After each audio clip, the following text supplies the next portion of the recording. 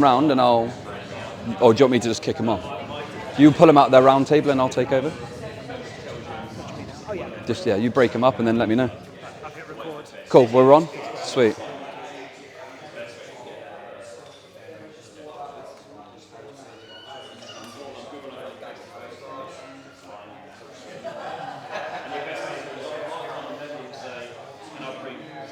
Okay then, ladies and gents. We just finish off those sentences, that'd be great. Cool. What I want for you to do is to note any questions that have come up from those conversations. Just put them down on the book in front of you. And when there's an opportunity to ask those questions in regards to Will, is to stick your hand up when he says so and sort of fire it out to him. But what I want you to do now is, with that great insight and that sharing of information, is just off we go. Will and off he goes. Yeah, what an intro. Just listen up, basically, that's what he's saying. Thank you so much for coming, guys. I know it's like the hottest week of the year. We've all made it down here. I've been put in a rash guard, basically, and my nipples are still up, so I'm apologising that even though it's this hot, they're still stood to attention. So try to look at my eyes, not my nipples. That would be good. I know it's very hard, Jeremy. Sorry, do you say you're hard? No, sorry, what? I don't know what I heard there. No, thanks so much for coming on down, guys. As Andy so eloquently introduced, I'm Will. I am a co-owner down at CrossFit Bath in the southwest of the UK, and we run an education company called the Fitness Flywheel, trying to just impart some of the lessons that we've learned through running the box, and trying to share those far and wide to see if it can help you guys, really. Now, I wasn't always in that position. I started at the gym as a member, and on my very first day working at the gym, we had 142 members. We'd just come out the back of COVID, and for the people in the room that weathered COVID, it was an absolute shit show, right? Decimated loads of small businesses, and we were one of those businesses. We lost about 50% of our membership overnight from the peak before COVID.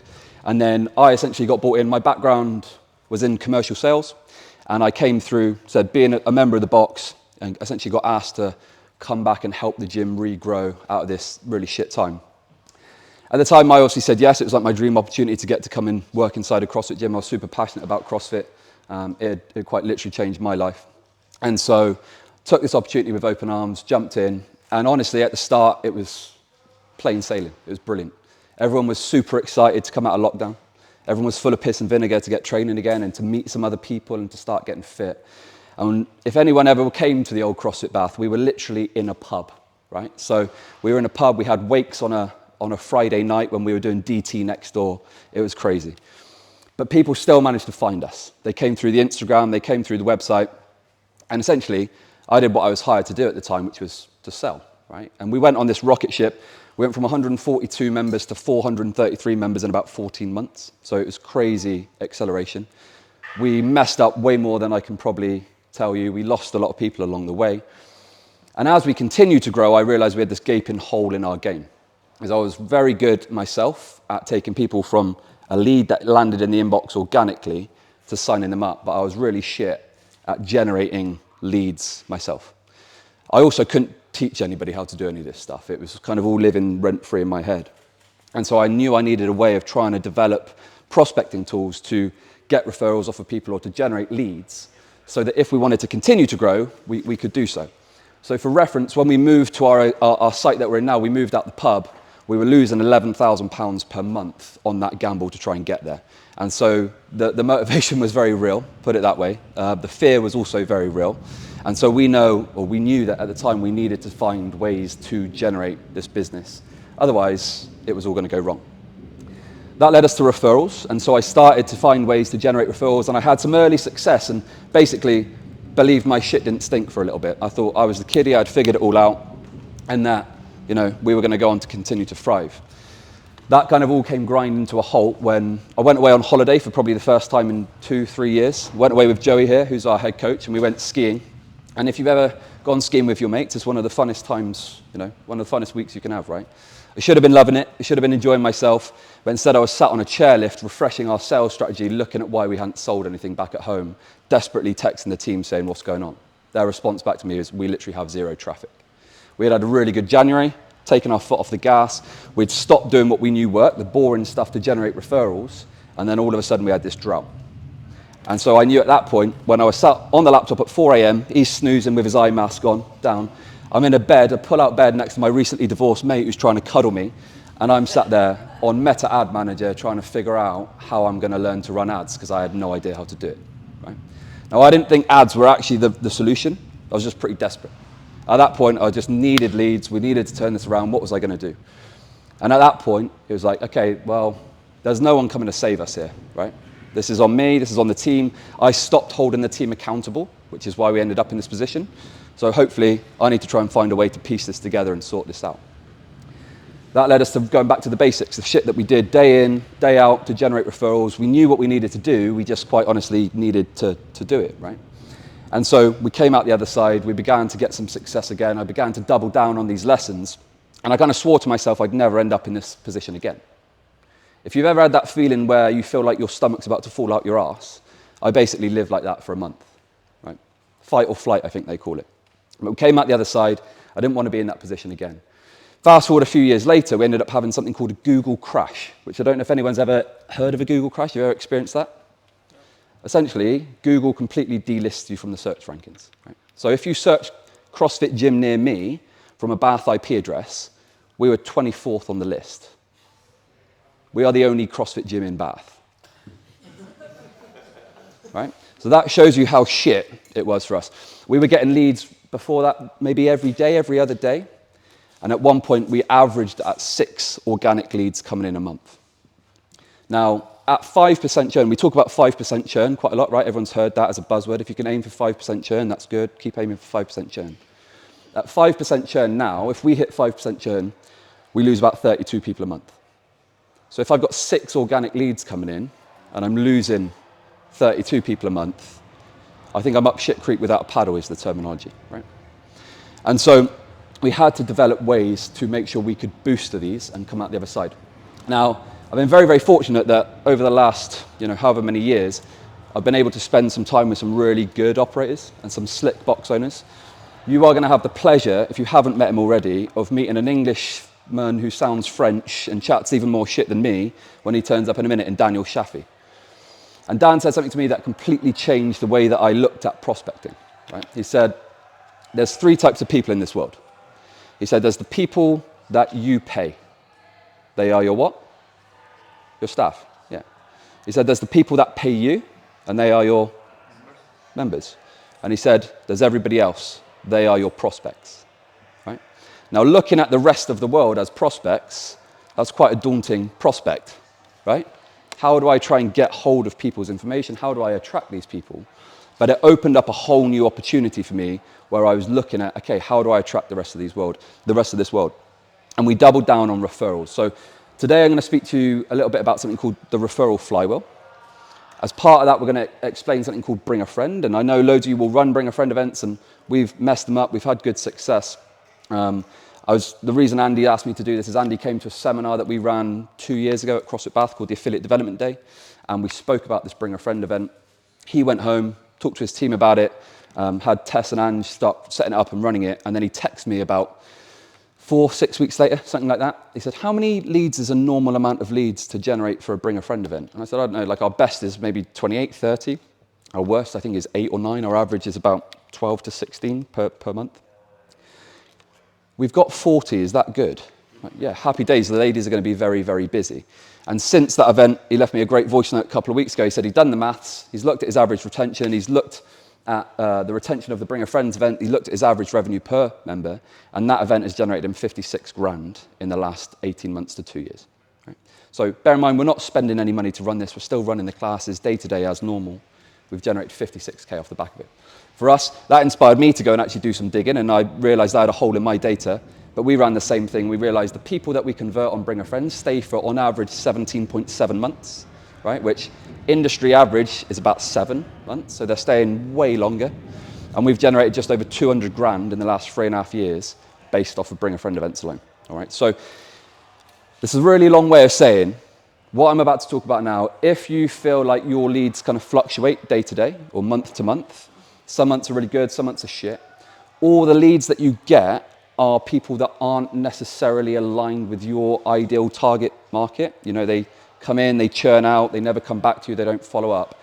Hopefully, the next kind of 40 minutes or so are going to be a bit more valuable to you. You can learn some things, ask some questions. As Andy said, I literally have to shoot off to a wedding that starts at 2 o'clock. So ask as many questions as you can as we're going. But you can learn a few things, and hopefully it will help you take some stuff to implement them when you get to the box. All right. So I said, when I ask you kind of what is prospecting, what are the kind of things that rattle around in your head? Obviously, you're round tabling just then, but what is prospecting to you guys? Trying to find leads, right? And we've just said about leads being basically the rest of the world. But what would you say, like, what classifies somebody as a prospect? Someone that's interested? Yeah, that'd be like a really warm prospect, right? Like, if they're coming to you and they're already like piping hot and they're ready to go. But if I live locally and I work locally, could I be a prospect? Cool. When we talk about the Greg video, we're talking about marketing, right? And marketing's like singing from the rooftops, look at us, we're over here, we're over here. Prospecting is like putting us back in control, right? And to piggyback off that video as well, I was really hoping he wasn't going to say the build it and they shall come thing, because that is fundamentally wrong and I was going to have to undo everything. But what he said is, if you focus on excellence, your members will tell their friends and family, right? We need to control that process. So for them to be a prospect, we want to know the prospect's name, we want to know their email address, and we want to know their phone number. Because if we have all of that stuff, we can be in control, right? And so marketing is when you're blindly just shouting at people, telling people, look at us, we're over here. Prospecting is getting attention from people. Has everybody seen a sales funnel before? I don't know if you guys, can you guys see this presentation over here? I don't know if I can move the TV, but are you all right? Has everyone seen a sales funnel before? Yeah? So a sales funnel is essentially saying that whatever we put in at the top, the more inputs we put in at the top, the better results we get at the bottom, knowing that along the way, people are going to drop out of the funnel, right? If you just look at this as marketing, i.e. like flyering, paid ads that you turn on without collecting info, doing something in the local paper, all this sort of stuff, that is what I would say is marketing, right? Prospecting is when we're, like I said, in control. We get name, email address, phone number. And I'm going to keep banging on about that the whole way through. Once we've got that, we can actually sit down and we can do consultations. We call them presentations.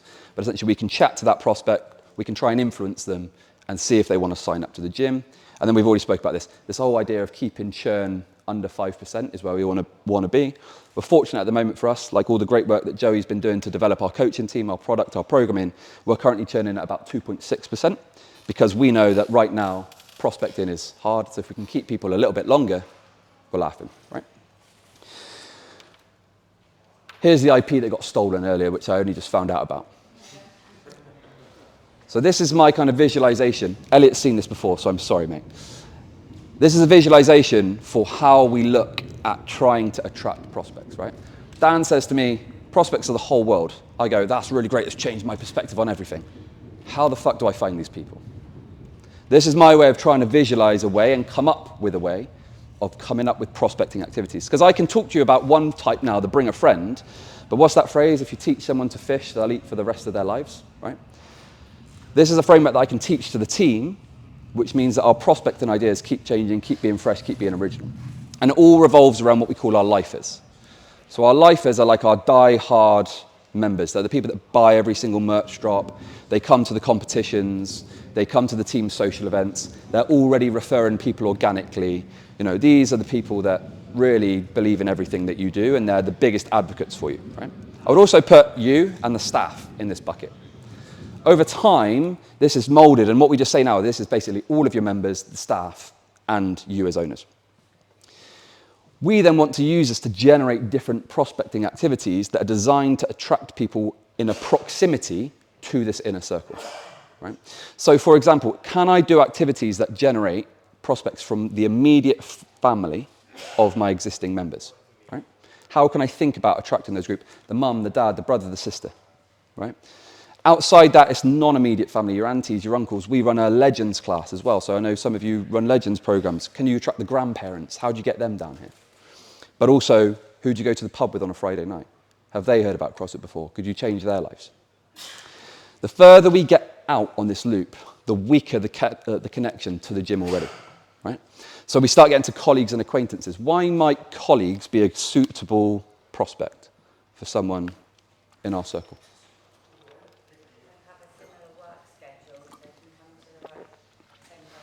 Yeah, cool. Similar work schedule, or maybe they work locally as well, right?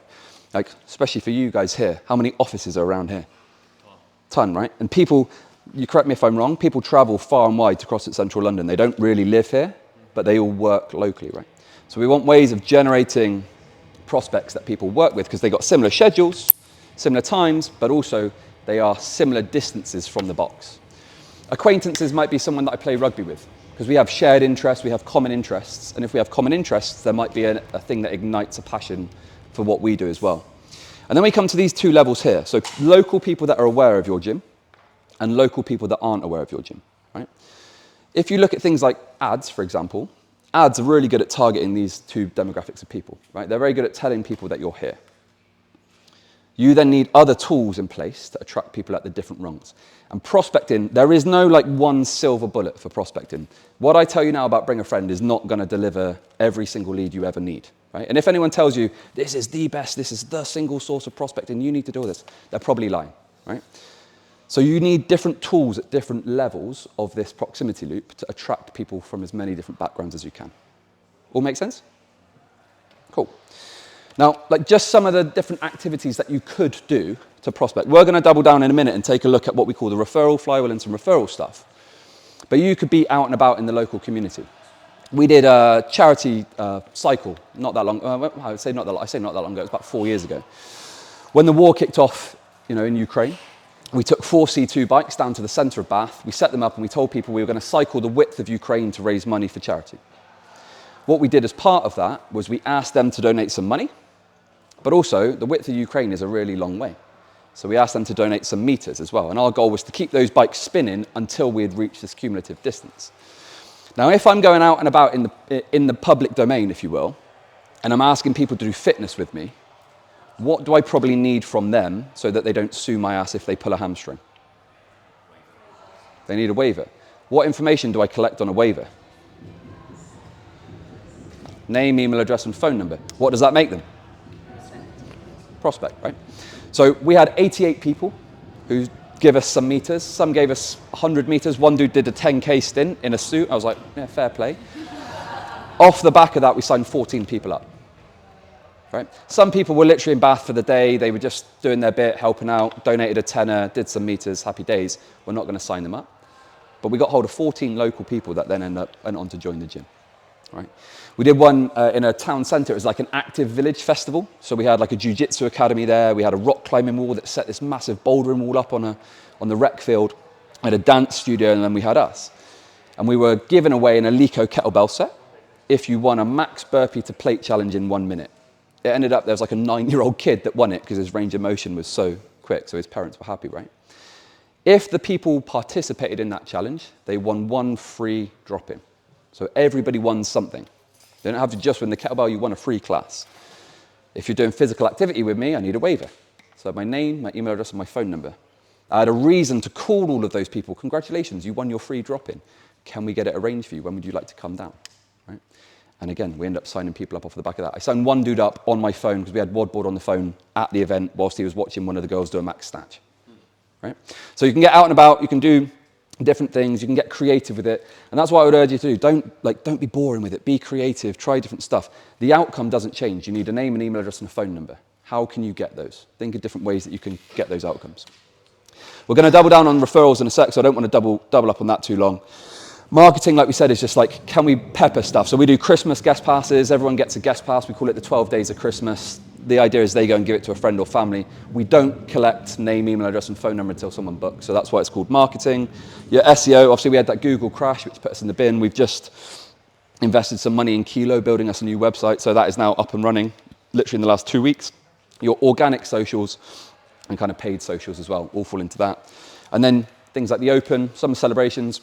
We have a 4th of July party that we're doing on Saturday. So we've got hog roast, we're doing line dancing, we've got cornhole. If there's any rugby fans, England are playing South Africa, so we've got a projector up and they're going to watch the projector. The idea is that people come and they stay, right?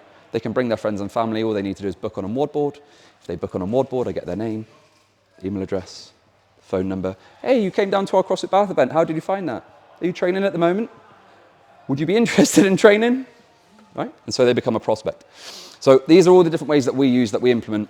Some of these we do daily. We do daily social media outreach. Some of them we do weekly, some of them we do monthly, some we do biannually, some we do annually. Right? Christmas only comes 1 month a year, so we don't do it every single week. Now, I think I hear the narrative a lot that referrals don't scale. Right? Referrals don't scale, referrals don't scale, referrals don't scale. So when Dan comes to speak to you, one of Dan's gyms has 1,300 members. The other two are 900 the last time I had a spot check with them. Right? I haven't heard that update for about a year, so it could well be even higher. He's done a lot of that through referrals. We did a lot of ours through referrals. We're sitting at about 600 members at the moment. The best way to get referrals is to systemize them and have a process for actually taking someone from never hearing about you to being what we call a lifer. Right? And so that's a 5-step process for us. So we think, I said, if you think about it, your existing members, and this piggybacks off what Greg said, right? Your existing members are your best source of marketing. If you're focusing on excellence, you're getting people results, you're helping them feel seen, they are probably your best source of marketing because they're already talking about you at the dining room table, they're already talking about you at the pub. Their friends are going, can you shut up about CrossFit? Like, what's the first rule of CrossFit? You don't speak about CrossFit, right? And so your best members are people that are already doing this. We just need to find a way to pour a little bit of petrol on that fire and spread it a little bit more fast, right? And that's, like I said, it comes to this. I don't know, Lou, was it you who said this? The culture of referrals is changing in your box. You said to me at some point. Someone coined the term, the culture of, I think it was him, the culture of referrals, and I loved it, right? The culture of referrals changes inside the gym, and it becomes second nature to people. And we found there's kind of 5 steps that do that, right? The first one of these steps is you need to deliver an incredible experience, right? If you are not focused on your product, so your coach development and developing the team around you so that they hold a higher standard. If you don't focus on your hospitality, which, you know, service versus hospitality, one is like the bare minimum, it's the expectation, one is going above and beyond and how you make someone feel. You need to focus on delivering excellent hospitality. If you do those things, if you greet the members when they walk through the door with their name, if you ask them how the kids are, if you know about their injuries ahead of time, they will feel seen, they will feel supported, and they will ultimately start getting results because they will keep showing up, right? If somebody turns up for a week, we can't have a huge impact on their health and fitness. If someone turns up for a year, we're going to change their life, right? And so the first thing we need to do is develop this incredible experience that actually generates results. Now, when you do that, you create this bit of emotional momentum, right? There's a little spark in someone. Has everyone gone for like a really, like if I ask you now to think about the best meal you've ever had, you probably have a restaurant that you would go to back in a heartbeat, right? The hospitality was great. They welcomed you. They were really attentive. You know, you finished your food. It didn't stay on the plate for too long. They asked about your evening. The food itself was just unbelievable. It was to die for. And you probably went to tell everybody else about what a lovely meal you had, right? The same works on the flip side. If you had a shit meal, you tell everybody you had a really shit meal as well, right? They weren't very attentive. The food took too long. And so if we create this incredible experience, it triggers a sharing response, and we want to tell everybody about it, right? Now, the third big thing, and I see this go wrong a little bit, right? Everyone understands that there should be some kind of incentive around referrals, right? Me and Gav had a conversation earlier about something slightly different. He said, do your members feel like there's a transactional relationship going on? And it's about us putting some content out about the fitness flywheel where we're talking about how do you get more members, how do you grow? He said, do you feel like your members have a transactional relationship? And I said, no, because they feel seen, supported, and they feel valued. So when we start talking about other things, they don't feel like it's transactional. This is exactly the same on this, right? Everyone kind of sees it around, oh, I'm going to give 50 quid off to this member, I'm going to give 50 quid off to that member. And they make it about the money. And I'm going to touch on this a little bit in a minute, but don't make this all about the money because you risk making it feel very transactional. You want to incentivize it in a way that the members are very proud of you and they're proud to share you, but also they're proud to help their friend because they know that you're going to get them the results, right? Now, I think, Matt, it was you I heard say about time a minute ago, right? One of the biggest things that we all struggle with is time. Right? There is literally never enough time in the day to do everything that we need to do. When you end up with these massive long lead lists and you're calling people and they don't pick up, or they're just wasting your time, or they clicked on a form that they didn't even realize they clicked on because sticky contacts are enabled, you feel like your time is a waste. Right? When you generate referrals, they're already a little bit pre-qualified because they already know about you from their friend, right?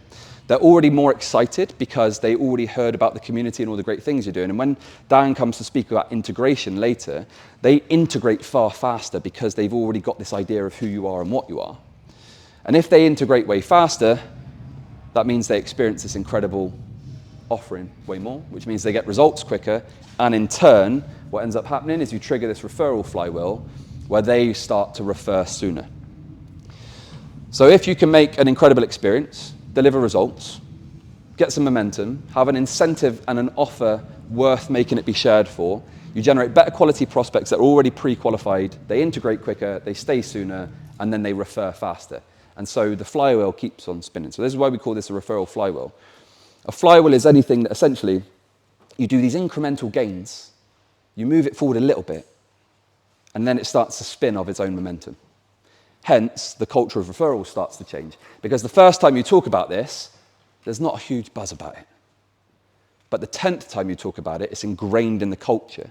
And the likelihood is your members have already been, for lack of a better word, grooming their friends, so that when they get the next opportunity to share it, they want to bring people down and introduce them to what we do. Right? Now again, we spoke about this idea of referrals and the incentive offer around it. Does everyone get what I mean when I say like we don't want to make it transactional? Right? Everyone's been on the receiving end of a very transactional relationship as well, right? Your members already value the experience at the cost that they pay. Yeah? So by us trying to give them loads of money off, it doesn't hold a huge amount of value for them because they're used to paying it every month, right? If they were disenfranchised and we were giving them a discount, that still wouldn't be right either because we're kind of going about it the wrong way, right? But what we found is that if we offer a cumulative of about 40% discount on 1 month's membership, right? So ease of maths, your membership's 100 quid, we value that at 40 quid. We then share that between the member and the person who's just signed up after the referral, right? We only give this during a 12-month membership sign-up. So we have 2 memberships, we have a 3-month and a 12-month.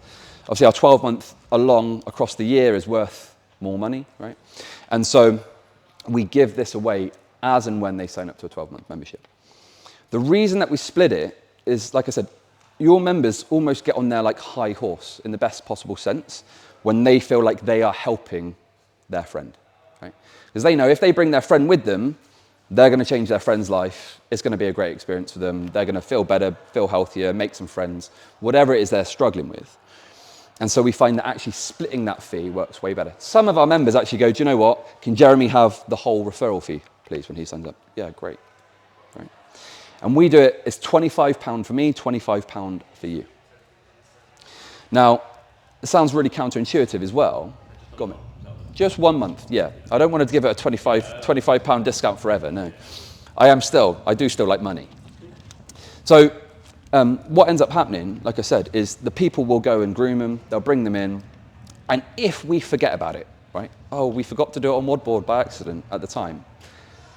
The best experience is actually when the member comes up to you, they're like, oi, where's my referral discount, right? And the reason I like that is because they understand it, they know it's coming, and they've thought about it when they've been out to refer, right?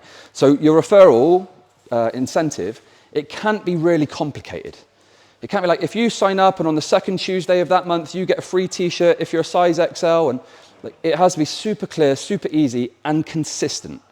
Like, don't change this every 3 weeks. Once you go with it, stick with it for like 6 months and see how you get on, right? Sometimes, I messed around with one idea at one point. I never did it, but I kind of wish I did. You know the in-betweeners, like, oh, friends, right? I thought about giving people a little referral t-shirt saying, oh, CrossFit friends. So if any of you do that, let me know, and I want to see how it goes. But we find that 40% of the fee is kind of the sweet spot. We make it really clear, we make it really simple. We communicate this every time that we announce it again, but we communicate it in such a way that it doesn't feel transactional. Like on the back of our toilet doors, there's a poster. It could very easily say, CrossFit Bath referral scheme. What it says is, you've changed your life, who's next? And then it goes through the steps that the member needs to take to refer a friend. And on the bottom it says, and by the way, as a bonus, if they sign up, you both win.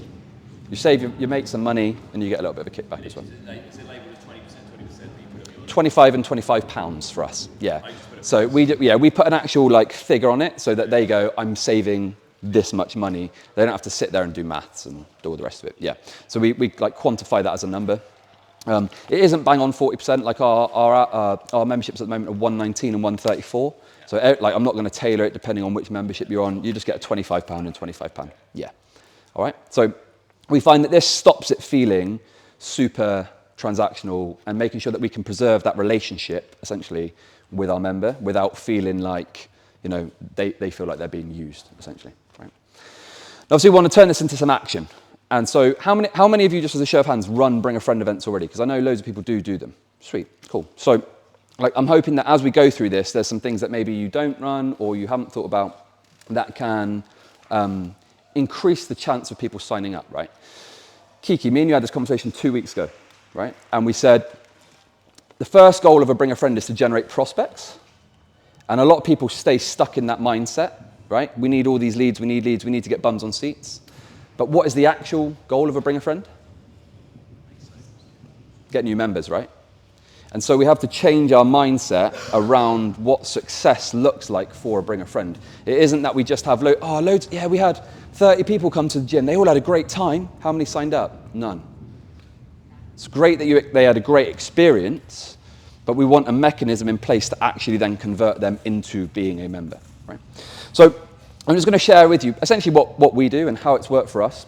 I said we haven't got this bang on right, and we do it slightly differently to other gyms. But the first things first is you actually need to set yourself up for success. So the Bring a Friend event isn't just the event. And I know some of you will do weeks. We do a day, and I'll talk about that in a sec. But the event itself is just kind of like a small part of that puzzle, weirdly. You have to think about before, during, and then immediately after that event. Because that whole experience, coming back to the delivering an incredible experience, that whole experience is really, really important. Right?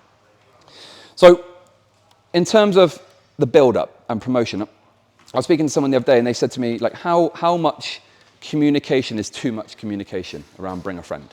I was like, there isn't too much. Right? Spam the fuck out of it. We have like an A-frame in the board, we put it on that. We do a WOD board post, we do an email, we do a WOD board community dashboard post. Joey briefs the whole team when it's coming up and they do it in their whiteboard briefs. We do it on Instagram, we do it on Instagram stories, right? Sometimes we mess up and we forget about it and then we have to really over-communicate it and go, oh, we're so sorry, you can have a whole week this time, right? So we'll change it as well. For us, we found the best way to make this work is to do it the same day every month. So we do the third Thursday of the month, like it or lump it. The reason that we do that is coming back to this culture of referrals. You want your members know it's coming up because you want them doing the legwork for you. As Greg so eloquently put earlier, you want them being the brand ambassadors for you and telling their friends about you already. They want to be checked. When's the next Bring a Friend coming up? Now, if I have someone who can't make a Bring a Friend or they ask to bring a friend not on that day, do you think I still let them?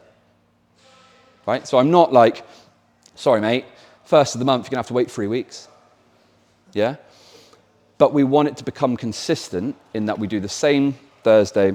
It's the third Thursday every single month. Like I said, spam communication. The reason I got this up on the board, this is a gym that I work with out in Hong Kong. And I don't know who it is on Instagram, but it's like some Australian lads that get on the beers all the time. Have you seen them? Right? They did an Instagram post that was like out of the Titanic, and it had the tell me you love me, Jack, don't let me go, that one, right? They applied the same thing to Bring a Friend. They were behind the barbell, we lifted it together, they were all embracing. And as you can see, it went viral, had 385,000 views. They had 88 new followers off the back of it, and something like 26 of those were actually friends of members, where all of the members, of course, were like really proud to share the post. 14 of those people signed up, and the average membership cost of a gym in Hong Kong is the equivalent of £220 per month. So it's 2,200 Hong Kong dollars a month to 3,000 Hong Kong dollars a month, and that is about 220 to 300 pounds. 14 new members paying 220 to 300 pound a month, essentially off of spamming some communication and then following all the rest of the processes that we talk about, right? The last thing is to just make it an event. And so it doesn't just, like, even though you're trying to make it become part of the culture, it still wants to be a desirable thing to do. And we'll talk about how we switch it up a little bit in a minute. I mentioned already, sometimes we are really unorganized. We try not to be. We had it really once when we changed some community support teams and things slipped through the cracks. So we just switched it up and we gave a week instead to say sorry, right? So you can change it up week, day. We'll speak a little bit more about some more specialty events that we do. But the build-up is really important because you need to generate some hype. You actually need to get some names of people that want to come. When you then get the names, what else do I need? Email address, phone number, right? If I get the email address and phone number, and this, I can talk about the logistics of doing this because I've been working with gyms for a little while, and some gyms, when they run Bring a Friends, they will send out a booking link, right? Book onto this class, and they just send it to the friend, or they send it to the member sends it to the friend, someone books onto the class, and then the gym doesn't know who that person's actually coming with. Right? We've technically captured names, emails, and phone numbers, but when we're speaking to the person, I don't know that Patrick's here with Gav. So Patrick's in my class, and I'm like, shit, who's he here with? He's chatting to Gav, I think it's him, right? So the logistics of how we actually get that is we get our members to email us or speak to our front desk team. They want to tell us who's coming to the event. They want to tell us what time they're going to come, like what class are they going to do. And then we actually email the friend with the link. We let them know, we know you're coming to 9:30 with book on here, right? And then we have a manual spreadsheet where we track that. So we know who's coming with who, we know what time they're coming in, and we know essentially, who they are, right? That means that what happens before the event, and I do this the day before the event, is our team will call those people, right? Now I know that is effort to call the people, but doing that does a couple of things. It allows us to confirm they're actually coming. Right? If you get loads of people to turn up to your Bring a Friend events and half of them don't show, all of that work you did in the build-up has gone to waste. Right? So we confirm attendance. On that phone call, we want to remove some barriers. How many people do you think come to the box for the first time and they're absolutely bricking it? Right? I remember I walked into the gym for the first day, used to come through the door, the gym was in front of you, the toilets were up to the right, and I literally looked at the class and went, whoop, and I was gone, right? And everybody, whether they're the most cocky, arrogant person in the world, has some kind of reservation before they walk into the new gym for the first time. So what we want to do is we want to be really personable. We want to remove barriers that they have. We don't want them to be worried about coming down. And then finally, we want to pre-qualify them, right? Now, does anyone know what I mean by pre-qualification?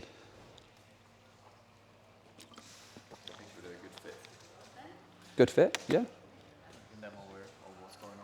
Make them aware, yeah, exactly. Find out if they're local. It's as if you've seen this presentation before and that we do this every day in the gym. I was cheating, I think. So we want to find out if they're local. Right? So the first thing, I'm going to jump on the phone. Hi Patrick, it's Will calling from CrossFit Bath. I know you're popping down tomorrow for a quick session with us. I just wanted to take the time to find out how you are. Start speaking to him. I want to find, Patrick, do you know where we're going? Do you know where you're off to? Do you know where the address is? Right? I'm going to ask these types of questions to see and get a gauge on where he is. How far is it from you? That's only going to take 5 minutes. Brilliant. I want to find out how close he is to the gym, because if he's close to the gym, the likelihood is he's a prospect. Oh, Joey, are you local? No, I live up north. Okay, cool. Oh, I'm visiting my brother who trains at the gym. Great. Not a prospect, right? And you do get them. I'm not going to say that people don't take the piss with Bring a Friends to bring someone who trains at a box 100 miles away, but they're that does happen, right? So during the pre-qualification stage, we want to find out, are they actually local? Then what we want to do is we want to try find out a little bit about their background. So when we do our consultation process, we do something called a needs analysis, which is trying to find out about the person who's coming to see us. And this is the start of that process. We want to find out what sort of training have they done in the past. We want to find out, essentially, are they still training? Where have they been burned before sometimes? Some people, I trained at a Globo gym for a while and I stopped going. Oh, why did you stop going? Oh, I just found it really intimidating place. There was a load of dickheads around and I just didn't really know what I was doing. Cool, you're logging all of this, right? Because we're going to be able to help with all of these things. We want to find out what they're currently doing, because if they're under contract somewhere else, it might be a bit hard to sign them up then and there unless they have this unbelievable experience, which we still want to deliver. But we want to know, are they close, what's their background, and what are they currently doing, so that we can answer any questions that they have and prep them for what to expect tomorrow. Yep? All follow? Now, when they actually turn up to the event and during the event, there's a couple of things that we like to make sure are in place. Depending on, I guess for you guys, how applicably, depending on how the sessions are running, what I would advise is if you are responsible for essentially selling memberships in your gym, which I imagine a lot of you are, you're the people that are actually doing the conversions. Some of you might have some coaches that sell. Some of you might have, like we have a front desk team that do the selling. If you are responsible for converting the memberships, don't coach the class. The reason I say that is you don't want to be coaching the class and then having to run off, try and have a really rushed conversation with somebody at the end, go back to the next class that's coming in after. So it pays to have one of your team run the session and have you available to, in this case, meet the person on arrival, right? You know what all your members look like, you know when there's a new face, you know when they're not local. Go to them first. Don't wait for them to come to you. Go and introduce yourself first. Shake your hands, introduce yourself. Who are you? Lovely to meet you. Oh, you're here with Jeremy. Great, right? It's another reason we pre-qualify. I spoke to you the day before. Job's a good one. When they get into the class, we want to actually introduce them to the coach there. So I'll walk them over, hi Joey, this is Jeremy. He's here for his first session with Elliot, right? We kind of handhold them, walk them through. When they get to the class and we start that whiteboard brief, we want to keep energy really high, but we also want to welcome all of them individually. So we do this with drop-ins as well. Is if you come to our gym for a drop-in, if you're coming for the first session on a referral, we will let the class know that you are not a member. Not to isolate you, not to ostracize you, but we have a community where some people will train at 6 a.m. on a Monday and 5 p.m. on a Tuesday. And so you might be looking at someone you've never met before, assuming that they are a member and they train at a different time of day, not knowing that they are new or on their first time. We also have a really cool community that looks after people when they're on their first sessions. So if we highlight that, our members kind of look after them. Oh yeah, come here, this is where you get the barbells, this is where you get the dumbbells, set yourself up in this bay. And so they do a lot of the legwork for us. So we want to introduce them by the whiteboard.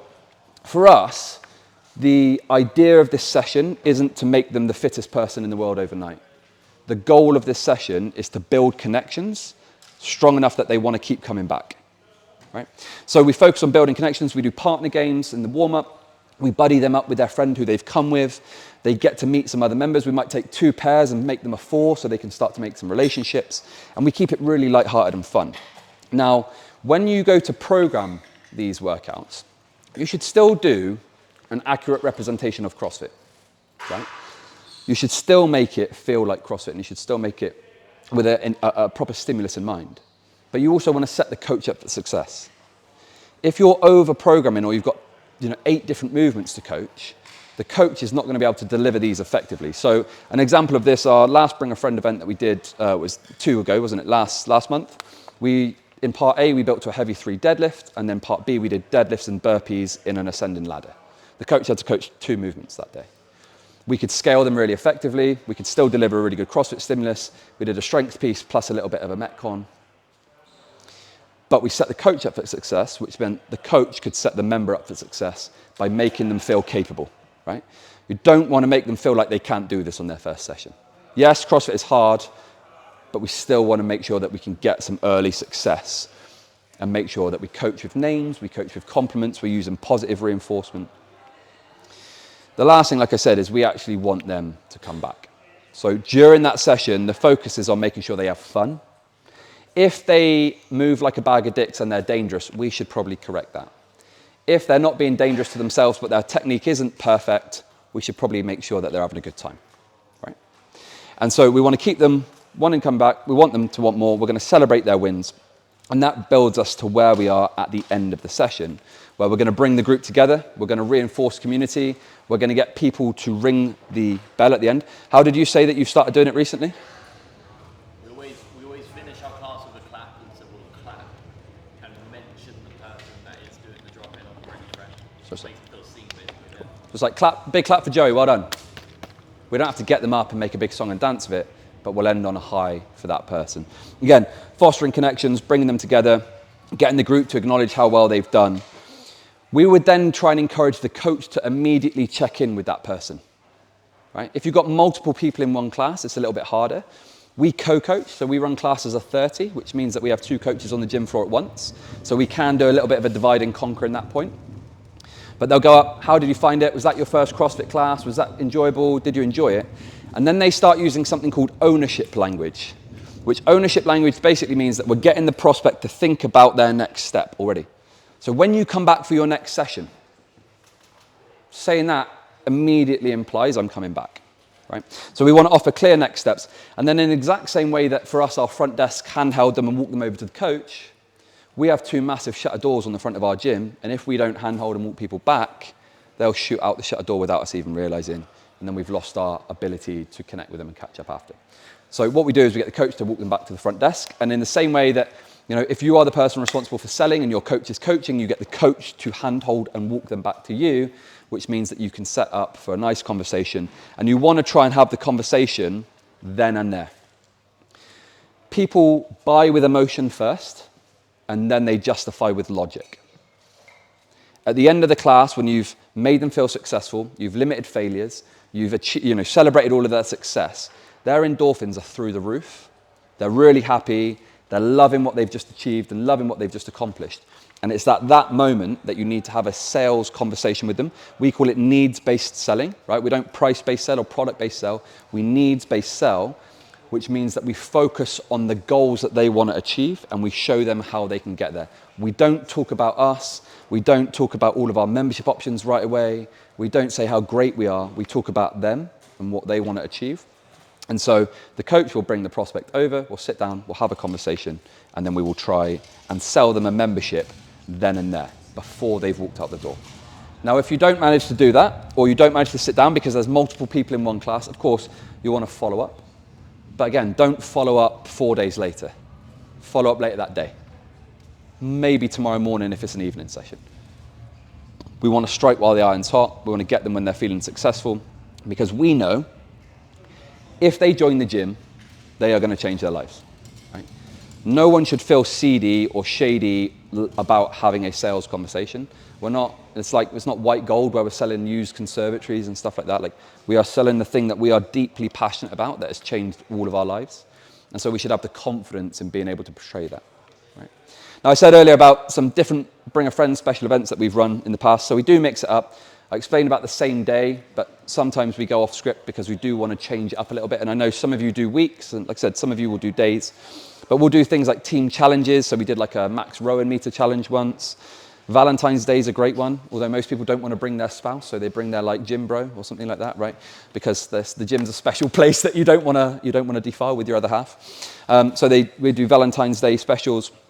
High Rock Sims. We do partner High Rocks races, and we do little sims at the gym.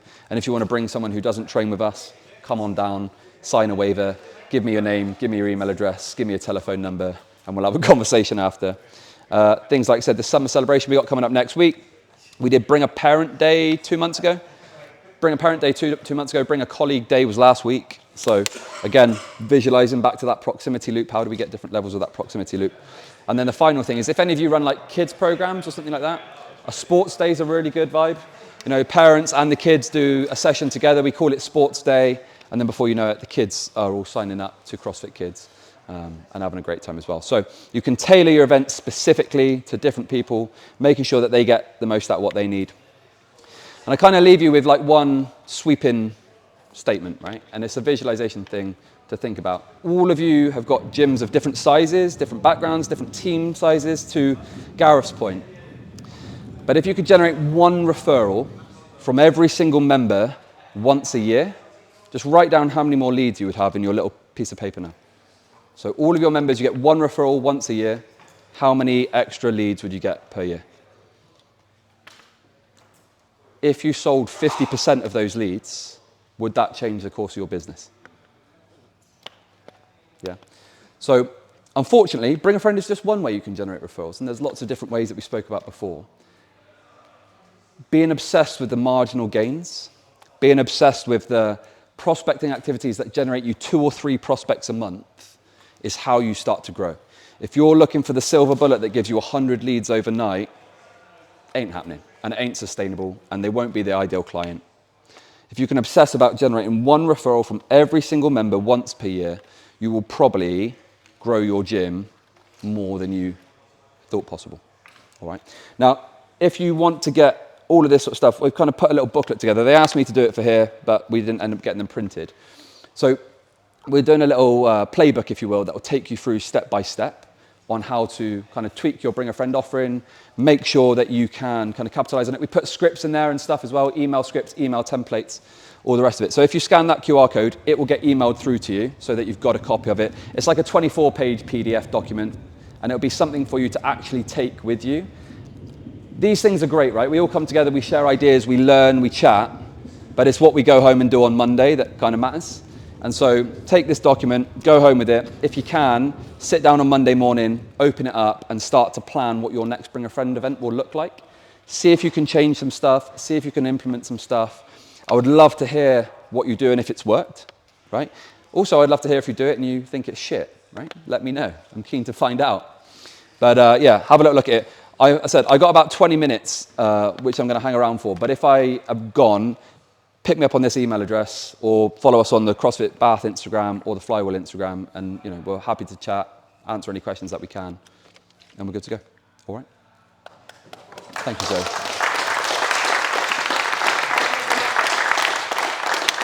Cool. Go grab yourselves another coffee. Take a 10. I think Jeremy's got a question. Yeah.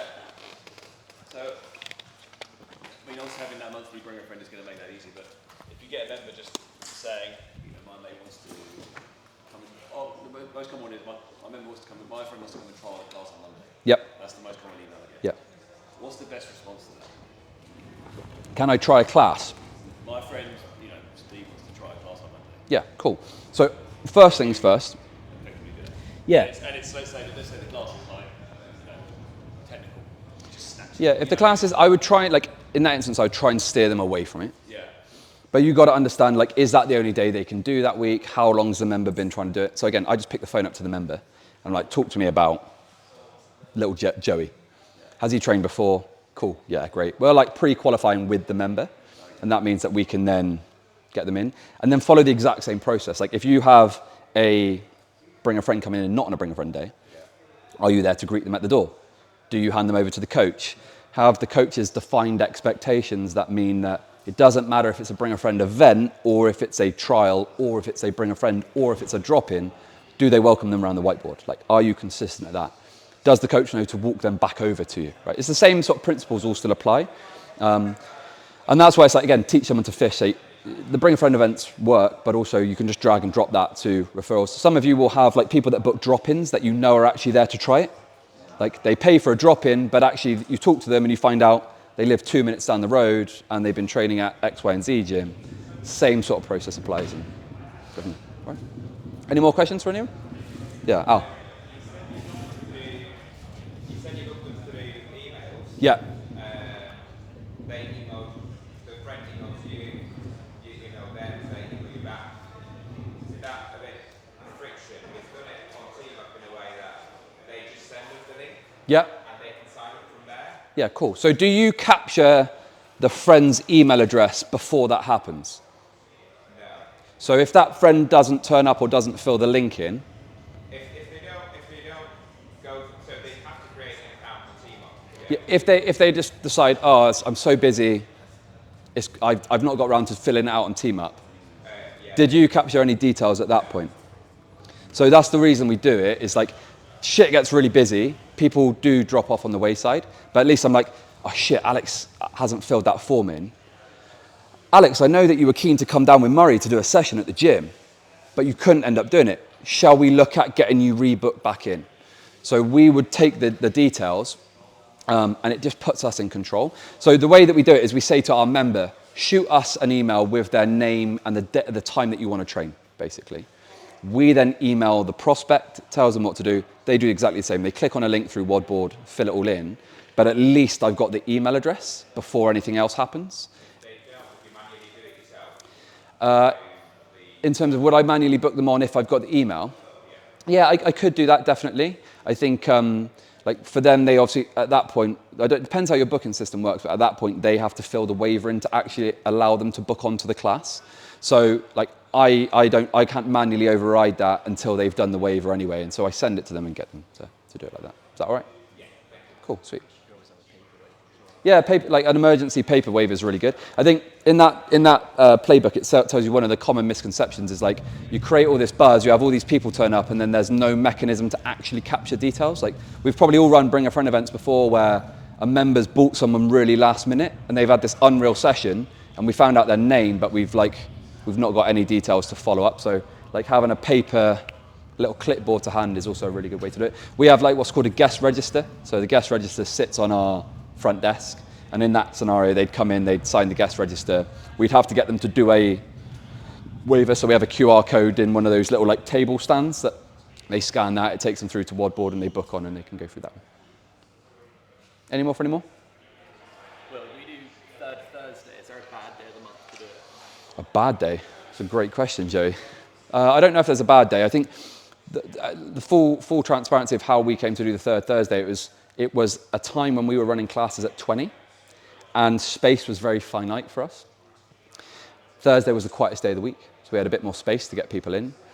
We also noticed that, you think about people's like payday cycles. They get paid on the first of the month, they're full of piss and vinegar for a couple of weeks, they spend all their money, that third week's a bit of a lull, then they pray for payday that comes the week after and then it all starts again. So our organic leads, we found would always take a dip in the third week. And so the reason that we put this in was to boost our organic leads to make sure that we had a steady flow of people entering the top of that funnel that we spoke about earlier. And so, yeah, third Thursday of every month is to boost our organic leads boost our leads during our slow weeks for the organic stuff. And then it was out of necessity at the time for just space and proximity. We have messed about. We've looked at a Wednesday, haven't we? We've tried these different days, but no, I don't think so. Gareth does it the first Wednesday of the month. So if you close them, the third Thursday of the month. Yeah. Close them to start on the first of the next month. When's first payment taken? You take it immediately? Yeah. So it depends, right? So we do, everyone will have a different way of doing this, but we have an introduction course that members will do. So if you haven't done CrossFit before, you do a 3-session introduction course. That is paid at a separate cost. And then we would do a pro rata. If you have done it before, we can get you in and on. And then we have different tools we use. So we use something called a comfort guarantee. And a comfort guarantee is designed to remove a friction when you buy. So it's called loss aversion, but you want to remove loss aversion. And so sometimes if that's going to be I'd love to sign up, but I'm going to wait until the first because I've not got any money. Cool. Is that the only reason they're stopping you? Yes. Great. Why don't we get you signed up? I'm going to write off the next 7 days for you. I just want you to train. We'll set the payment up to start on the first. How does that sound? Oh my God, that's so great. You do that for me. Right? Again, like exceeding expectations, going above and beyond. If they're doing an intro course, we kind of empower the team to do a 25% discount if they need to close someone. But again, it's done in a very systemized way. We have a way of overcoming objections. If any of you came to the gathering in Bicester, that's kind of what we spoke on then. But yeah. Cool, sweet. Did you have a question? I was just going to say about Thursdays, just to be transparent, we've done this for a long time now at Dragon, and we just had our worst turnout in terms of bring friends. We still signed 2 people. So I had 10, all right, and it's 20%. So like I said, I'm still... And your average is what, 23% on your leads? I think so. I'll bring a friend. On Bring a Friend? Yeah, not on his other leads, on Bring a Friend. Kiki, what was your average from this last one? 26%? 30%, right? So you're going to be between like 20 and 30% conversions probably on if you implement this right. But if you get 10 people, you haven't spent any money to run any additional classes, the coaches are still coaching, and you sign up 3 people that you keep for a year, you know, your cost is 100 quid. You've just made 3,600 quid from that one day for that year. So even on the shit ones, it's always, I said this to Andy the other week, we've never had a Bring a Friend event where we didn't sign up at least one person. And even if we did have them, it would still become a staple part of what we do because we're doing all of those other things to prospect as well. And like I said to you a minute ago, I'm not looking for the things that give me 50 new members in one foul swoop. I'm looking for 12 activities that give me 2 new members. Now I've got 24 new members a month. Then I have my organic stuff on top. And again, full transparency, from October, I would say probably until, May, start of May, our organic traffic was absolutely in the toilet and we were like fighting tooth and nail to incrementally grow. This month we've just grown by 18 members and a large part of it is generated through the fact organic leads completely died, so we had to really get shit hot at generating referrals. Referrals are now working really well and organic traffic's come back and we're like, happy days. So. Awesome. Thank you, Will. Thank you, guys. Let's Thank you. have a little bit of a break and then we'll come back in for the next sector. Okay, go grab yourself a coffee and a pee. I'm going to see you Yeah, no worries, mate. at 25 past. You good? Thank you, boss. All good? Thank you, mate. Hi. Is that good? Oh. All right. You still learning some stuff even the 51st time you've heard it?